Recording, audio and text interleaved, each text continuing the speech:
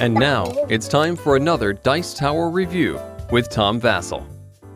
Today we're taking a look at Chicken Caesar. In full disclosure, I did a paid preview of Chicken Caesar when it was on Kickstarter last year. Chicken Caesar is a game that, if you mix the name back, it's Caesar, is it salad? No. Chicken Caesar is a game that almost has its roots in an older game called Kremlin. But in this game, the chickens themselves are almost a metaphor. It could just be a Roman game about you trying to get your people, in this instance, your roosters, into the Caesar position over the course of a game. So you're trying to get them into the top positions or into different positions at all, actually. And you'll be using diplomacy, back and forth voting, subterfuge, and so on, while foxes are attacking barbarians, attacking your thing. How does it work? Let's see. No, excuse me. Now, let's see.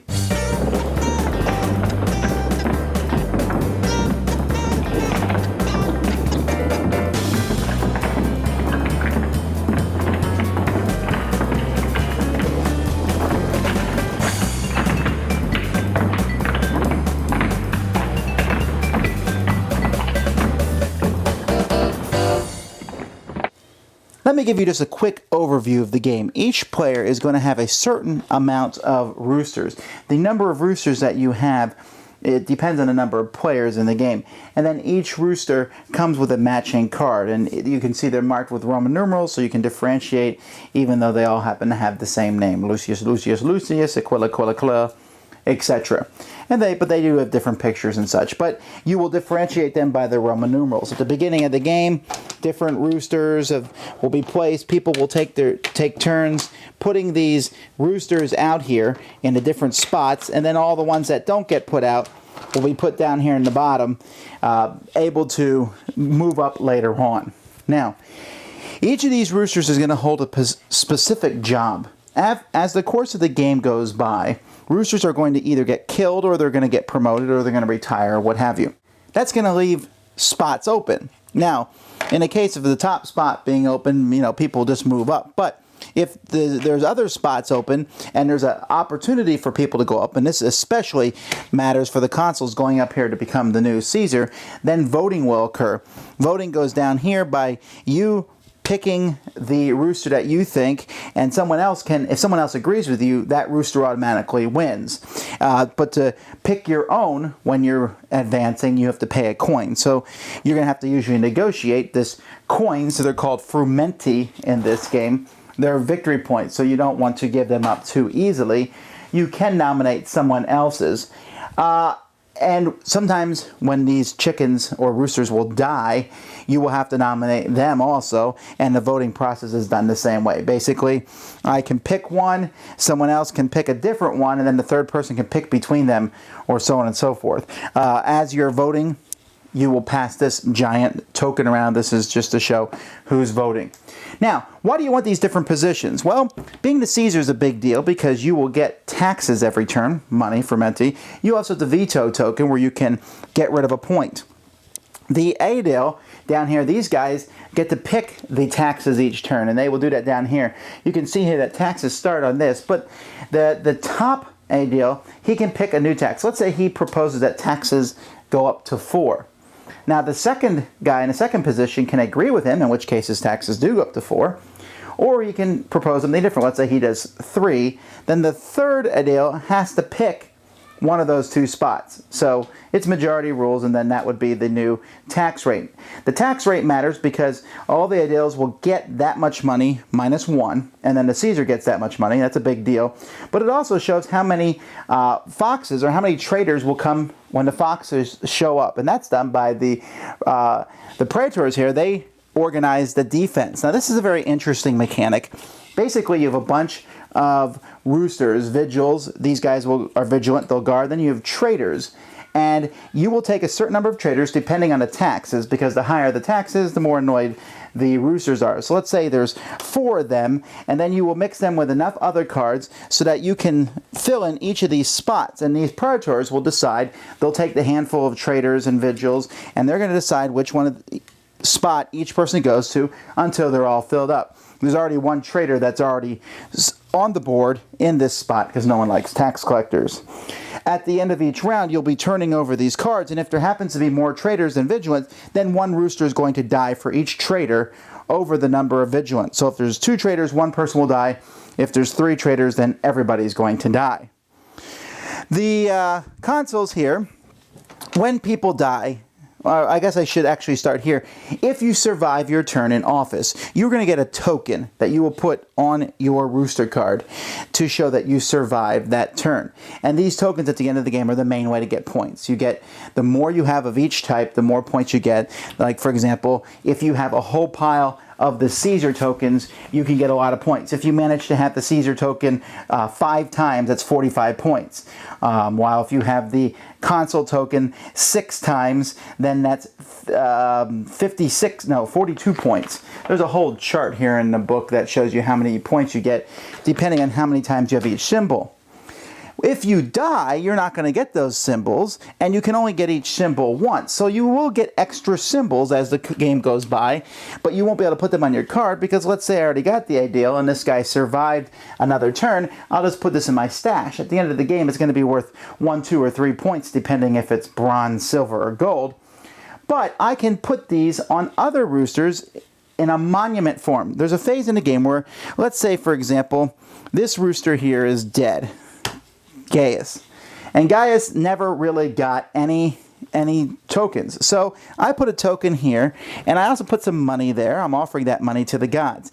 The console people are able to take this money, and they can keep it, in which case he would get that token placed on him, or they can discard everything. So I'm not really putting this money there for the gods. I'm putting it there as a token offering or a bribe, essentially, for the consoles. The censor has a special ability where he can send someone to exile per turn, which can do 2 things. 1, it doesn't let them do their job, but 2, it also keeps them safe. They don't get their token, but they're safe. He can even exile himself, in which case he does get his token. Caesar doesn't really have much special abilities other than his veto token. So, again, I'm kind of skipping the rules here to some degree, but each turn of the game, everyone gets their special abilities. The guards will come out, we'll find out who dies after everyone has died, and monument bribery has been placed. We will reveal that. People will get their tokens, then positions will move up. The monuments might get you tokens. These guys will come up into new spots on the board, and you'll keep progressing until either all of one color's roosters have been killed, or until all the tokens of one of the colors are gone, or all the roosters are on the board and we need to fill spots and we can't. Now, one more thing I should mention is that Caesar is a 2-turn position. After the first turn, if Caesar survives, he goes here. And after the second turn, then he just dies. He also will, if any roosters in these upper positions get killed, Caesar offers them up for a sacrifice because he's ashamed, or I don't know what the deal is there. But he just does that. So it's hard to keep someone as a Caesar, and if Caesar goes, so does the censor. He doesn't die, he just goes back to the beginning to start over again. So there's going to be a lot of movement on the board.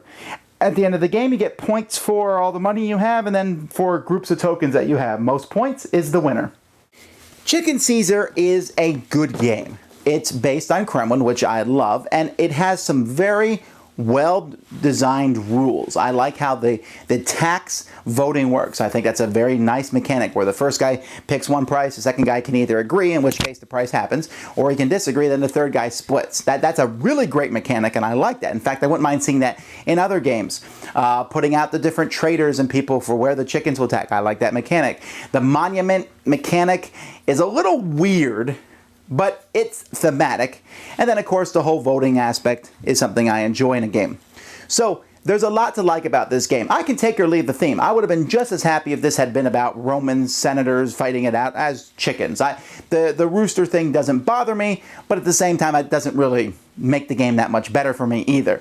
It might have if there had been more stuff involving chickens, but essentially it's just a skin of the game, a reskinning of the theme.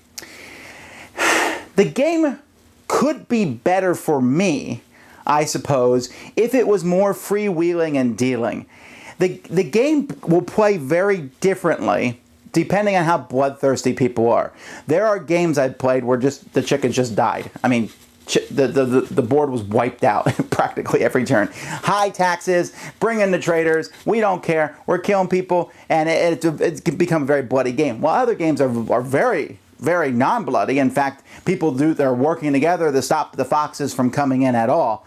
And that's fine. Both ways work. I prefer the bloodier version. My problem is, though, there is negotiation in this game, and there is, if you do this, I'll do that. But because the rules of this game are very refined and everything is very much on the table, do this, do this, do this, do this, there's not as much freedom as I would like. Let me compare it to one of my favorite games, Cosmic Encounter. In Cosmic Encounter, I'll say I'll do this, and in the future turn you do this, and work with me here, and there's all this going back and forth. All that going back and forth is not as much in Chicken Caesar as is, I'll do this right now if you do this. And negotiations are pretty short because you don't have that many options of things that you can do. You can go after other players and you can make deals in this game, and it is fun in that regard. I just wish it was farther. I wish there was more. The components are very high quality. Everything comes across. It's a great production. People who say things from Kickstarter aren't that high quality have not seen this. The rule set is solid. It's written well. The game plays very smoothly. It's a very solid game. I like it. I don't love it. I would love it if it, like I said, had more freewheeling and dealing and negotiation. That's something that I'm looking for. But I do think a lot of people will enjoy this, and a lot of people will like the structure of how things work. Games are very interesting. The only other thing that I'm not a big fan of is that whole get a whole bunch of different tokens at the end of the game, and you get a bunch of the tokens and you get points. That's a Euro game mechanic. That's almost seems like it's thrown in there just to score points. I would prefer if there was maybe a little bit more juice or meat behind that, other than get a whole bunch of the same tokens. Okay, I mean, it works, but it's kind of hard sometimes to negotiate. I'm negotiating because I want to get one more of that token. That's not as thematic to me as it could be. Now, it sounds like I've kind of come down in this game, and I haven't. I still think it's a very good game. I think it's one that you should certainly try out. There's not very many games in this genre at all, and so I was glad to see this one produced. High production, high quality values, negotiation back and forth, and a solid game, Chicken Caesar. Thanks so much for watching the Dice Tower videos. Find more great videos and reviews, as well as our top-rated audio podcast at Dicetower.com. You can also find the latest board game news at Dicetowernews.com. I'm Eric Summerer, and you've been watching The Dice Tower. The Dice Tower is sponsored by Fun Again Games, the world's best game source. Fun Again Games has over 5,000 games available. Check them out at funagain.com. Shut the door. Do.